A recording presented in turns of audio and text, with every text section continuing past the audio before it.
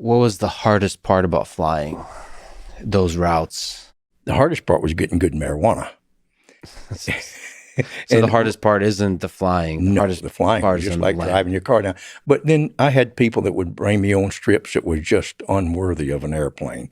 Like when I'd land on a highway, Yeah. and in the rainy season, I would come back to land again, and the guy wouldn't think about it, and it'd have like little hills on both sides, and the wings were out there. Well, the grass and the weeds would grow up, and it sounded like, it sounded like tearing the airplane apart when those wings hit, mowing the grass down both shoulders of the airplane. wow. The weeds would grow up high in the tropics. So some of that stuff was bad, and getting bad gasoline and telling me that land here in the light and knock the wheels off when you land. Oh, you should have landed a little further up here, senor. There's a ditch down. Yeah. That sort of thing. What was it like landing on a highway? And when did you have to land on a highway? I landed at a highway most of my life, most of the times. In Mexico, first time I went down, there was a place called Pichilingue, and it had a 900-foot strip.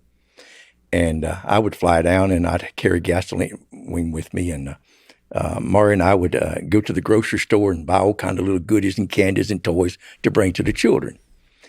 And that sand strip in the bend of a river was just too short to take off with a load. So there was a young man there named Pedro, must not weighed much over 100, maybe 120 pounds, and he'd get in a plane with me.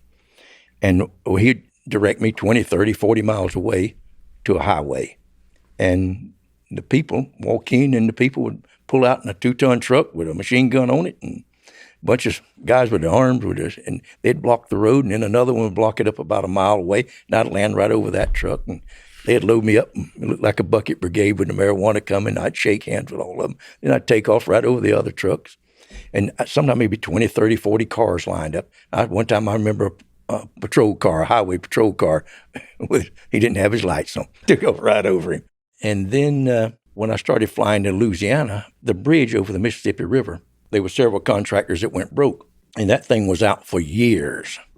And about 5 miles from the river was flashing red lights in a detour. And then there's swamp on both sides of it. In the middle of it was grown up with 20-feet trees.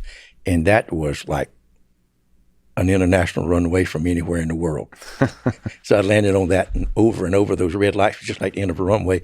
And then the next morning, we'd go out there and scrub the marks off the highway where I'd landed before daylight. Wow.